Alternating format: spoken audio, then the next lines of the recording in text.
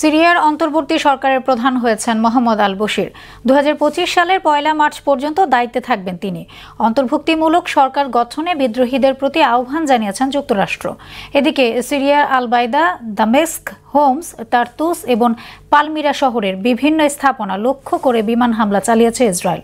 অন্যদিকে সিরিয়ার 1.5 কোটির বেশি মানুষের মানবিক সহায়তার প্রয়োজন বলে জানিয়েছেন জাতিসংঘ। ইশতিয়াক হোসেনের আরও একটি ডেস্ক রিপোর্ট।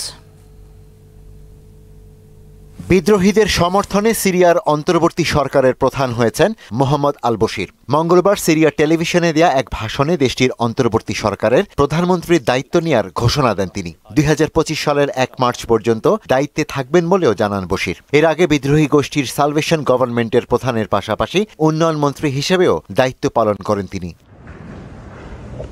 সিরিয়ায় অন্তর্ভুক্তিমূলক প্রক্রিয়ার মাধ্যমে অন্তর্বর্তীকালীন সরকার গঠনে বিদ্রোহীদের প্রতি আহ্বান জানিয়েছে বাইডেন প্রশাসন।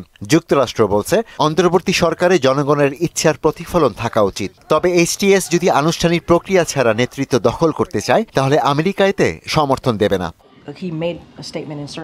এদিকে গেল 48 ঘণ্টায় সিরিয়ার আল বাইদা, দামেস্ক, হোমস, তারকুস এবং পালমিরা শহরে অস্ত্র উপাদান কারখানা, গোলাবারুদের গুদাম, নৌবাহিনী স্থাপনা, বিমানবন্দর সহ বিভিন্ন স্থাপনা লক্ষ্য করে ব্যাপক বিমান হামলা চালিয়েছে ইসরায়েল। এতে বেশ কিছু গুরুত্বপূর্ণ স্থাপনা ক্ষতিগ্রস্তের পাশাপাশি ধ্বংস হয়েছে 15টি নৌযান।